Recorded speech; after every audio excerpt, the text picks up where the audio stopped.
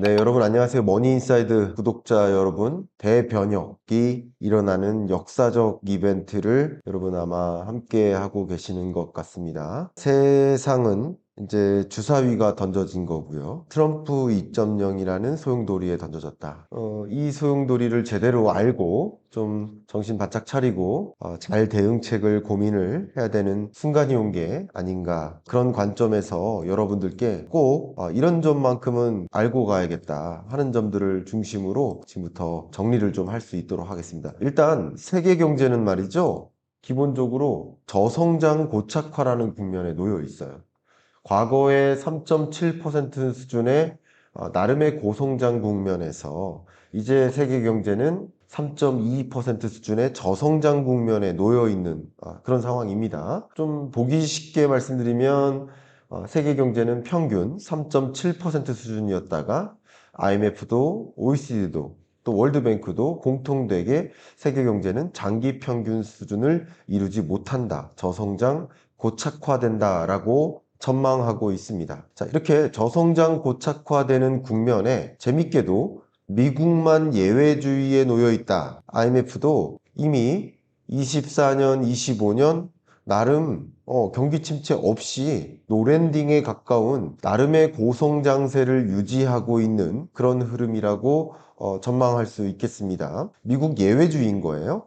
또 심지어 장기적인 전망을 해봐도, 저는 사실 책에다가는 나홀로 골디락스라는 표현까지 했는데요. 장기적인 전망을 보아도 IMF는 어떻게 전망하고 있냐면, 이게 G7 국가들인데요. 미국 같은 경우 내년 경제 성장률이 가장 높은 건 아닌데, 캐나다를 제외한 나머지 국가들 중에 미국 경제가 제일 성장률이 높고요. 더군다나 29년 성장률로 보면 G7 국가 중에 가장 높은 성장률을 유지합니다. 그런데 하물며 트럼프는 마가라는 Make America Great Again이라는 그 미국 우선주의라는 정책 드라이브를 내걸 것이고, 미국에서 모든 첨단 산업을 A부터 Z까지 다 완성시키겠다, 밸류체인을 완전히 완성시키겠다라는 그 정책 드라이브를 가져갈 것인데, 그런 과정에서 미국으로 정말 많은 기업들이 이동하고, 많은 자본들이 더 추가적으로 이동하고, 많은 기술 인력들이 이동하고,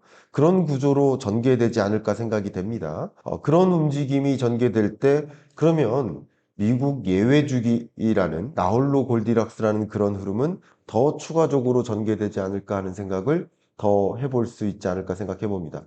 그러면 지금부터 제가 트럼프가 내놓고 있는 주요 공약들을 여러분께 좀 소개를 해드리고, 물론 트럼프의 공약도 중요하지만 지금은 공화당 수입이잖아요. 레드 수입이잖아요. 그러니까 트럼프가 내걸고 있는, 그리고 공화당이 내걸고 있는 그 정책들이 다 차질 없이 이반될 가능성이 높아요. 무슨 말이냐? 미국 정부 같은 경우 트럼프가 공화당이고 국회 상하원도 다 공화당이라고 한다면, 어떤 반대 법적 절차도 차질 없이 다 공화당이 세웠던 그 공약대로 추진해 나갈 수 있단 말이죠. 그런 관점에서 미국 공화당이 이미 공약으로서 내걸었었던 것들이 더 드라이브를 걸고 가져갈 수 있겠다라는 생각을 해볼 수 있겠습니다. 자, 그러면 지금부터 어떤 공약들이 있었는지, 그리고 어떤 방향성 하에 트럼프는 구상을 하고 있는지, 트럼프가 그리는 큰 그림 지금부터 좀 말씀을 드려보고, 우리는 어떤 대응을 해야 될지 한번 그림을 보도록 하겠습니다. 일단 첫 번째로 여러분께 강조해드리고 싶은 것은 관세 전쟁입니다. 대외 무역 환경에 거대한 변화가 일 것이다. 바이든은 관세 전쟁이 아니라 비관세 전쟁이다. 비관세 장벽, IRA나 또 칩스법과 같은 비관세 장벽을 가지고 무역 전쟁을 했었다. 근데 트럼프는 관세라는 무기를 가지고 무역 전쟁을 할 것이다. 다른 거예요. 보겠습니다. 미국의 무역 수지를 보면 전통적으로 계속 무역 적자국이에요. 근데 트럼프는 우리는 무역 적자를 계속 가져가면 안 된다, 우리 무역 흑자국이 돼야 된다. 근데 이 무역 적자 중에 절대적으로 많은 비중의 무역 적자가 중국으로부터의 무역 적자다. 그러니까 중국에 대해서 당연히 무역 적자를 해소하는 것이 굉장히 중요하다. 그게 우리의 무역 전쟁이 필요한 이유다라고 이제 트럼프는 당위성을 강조하는 거죠. 그런데 보시는 것처럼 역사적으로 특히 세계대전이 종식된 이후로 미국의 평균 관세율이 6%에서 1%로 하향 안정화됐었어요. 또 듀러블 임포트, 내구재에 한해서는 14% 수준의 관세율이 5%로 하향 안정화되는 이런 추세였었습니다. 그런데 1기 때 트럼프가 등장하자마자 관세율이 이렇게 올라갑니다. 그쵸? 2018년 이렇게 올라갑니다. 더더군다나 미중 패권 전쟁 여러분 기억하시죠? 2018년, 2019년 미국이 관세율을 끌어올리니까 중국도 관세율을 끌어올립니다. 서로 끌어올립니다. 이게 미중 무역 전쟁의 모습인 거예요. 관세를 끌어올리면서 미국이 중국으로부터 수입 안 받겠다. 너네가 끌어올려? 중국이 미국으로부터 수입 안 받겠다. 서로 관세율을 끌어올리면서 서로 간의 무역 전쟁을 펼쳐나갔던 이 무역 전쟁을 우리는 다시 회고를 해봐야 됩니다. 마치 그랬었던 것처럼 트럼프는 역시 무역 전쟁을 이렇게 펼쳐나갈 것인데 보편 관세율을 10%로 끌어올리겠다라는 것입니다. 그리고 중국에 대해서는 60%, 최소 60% 관세를 부과하고 최대 100% 관세를 끌어올리겠다라는 겁니다. 근데 바이든 정부는 어땠나요? 그래프 한번 보시는 것처럼 트럼프 때 관세율을 끌어올렸지만 평균적으로 바이든 행정부는 관세율이 하향 안정화됐어요. 그러니까 바이든은 뭐를 가지고 무역 전쟁을 했어요? 무역 전쟁을 안 한 게 아니에요. 무역 전쟁을 했지만 관세가 아닌 인플레이션 감축법, 칩스법 이런 비관세 장벽을 가지고 무역 전쟁을 했던 거예요. 왜 그랬을까요? 미국 국민이 보시는 것처럼 중국에 대한 정서가 어때요? 안 좋아요. 미국 국민이 중국에 대해서 우호적이지 않아요.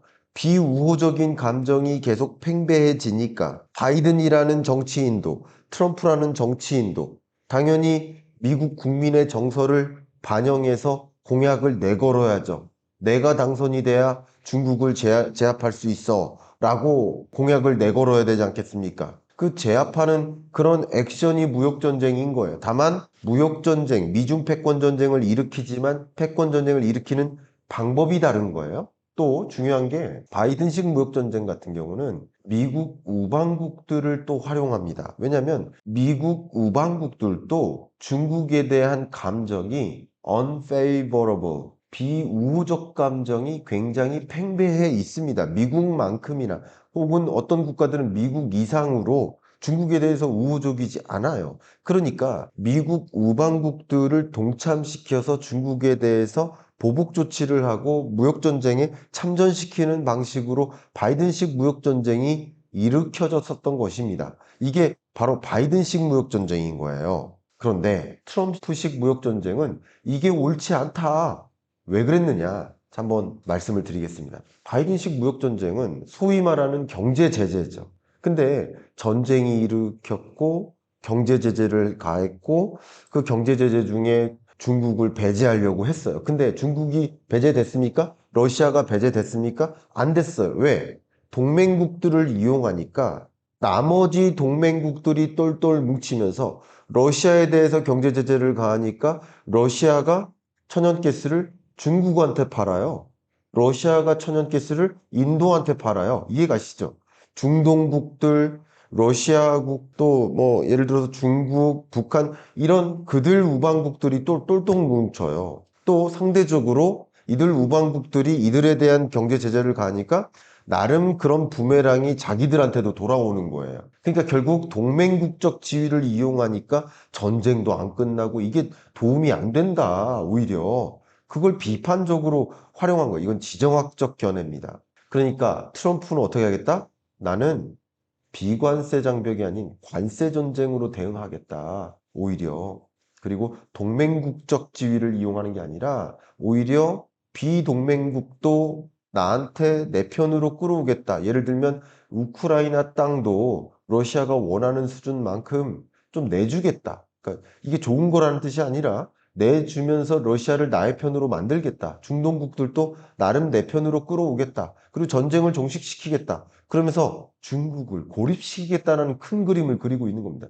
중국을 고립시키고 중국에 있던 기업들을 다 미국으로 가져오겠다. 그리고 미국 안에서 첨단 산업들을 완전히 데려오겠다. 그런 과정에서 관세를 끌어올리면 중국도 관세를 끌어올리겠죠. 세계적으로 많은 국가들이 관세를 끌어올리겠죠. 그럼 어떤 일이 벌어질까요? 그래프 한번 보시면 세계 GDP 규모에서 교역액이 차지하는 비중이 줄어들어요. 점차 교역, 무역이 GDP에 주는 기여도가 줄어드는 거예요. 그러면 상대적으로 무역 의존도가 높은 나라는 어떨까요? 안 좋겠죠. 무역 의존도가 높은 나라일수록 안 좋고 유독 중국에 대한 무역 의존도가 높은 나라일수록 안 좋겠죠.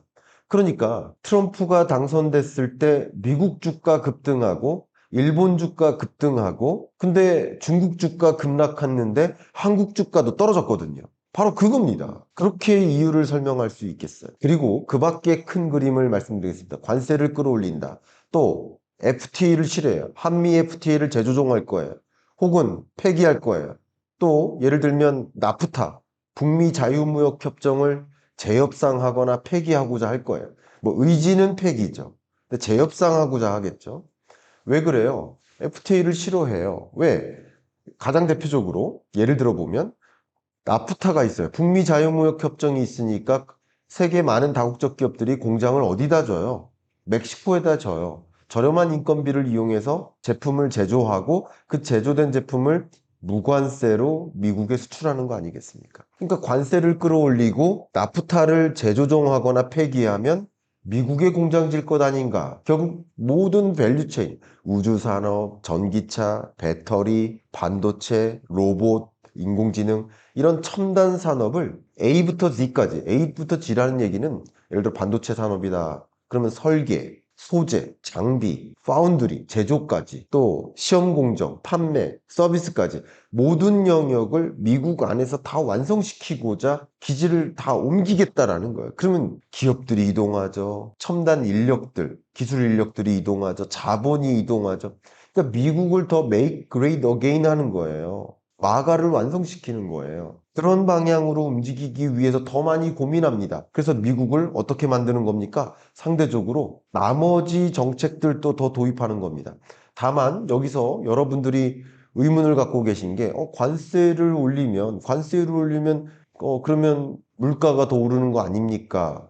이렇게 질문하십니다. 뭐 저는 개인적으로 이건 개인적인 의견입니다. 관세율을 올리면 수입 물가가 올라갈까? 저는 경제는 산수가 아니라고 생각합니다. 관세율을 올리면 수입 물가가 올라가겠죠. 근데 관세를 도입하는 목표가 뭐예요? 수입 물가를 올리기 위한 목표예요?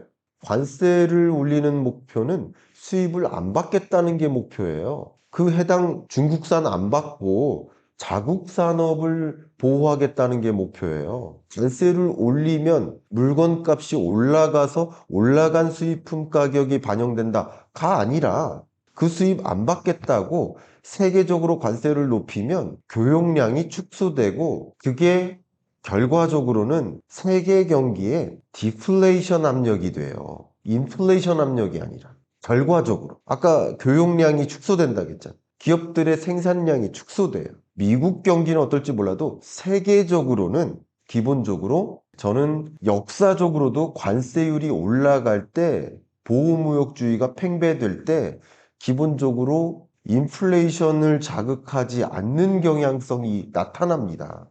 그래서 오히려 관세율 전쟁으로 치닫을 때 정말 인플레가 약이 될까? 이건 의문이 듭니다.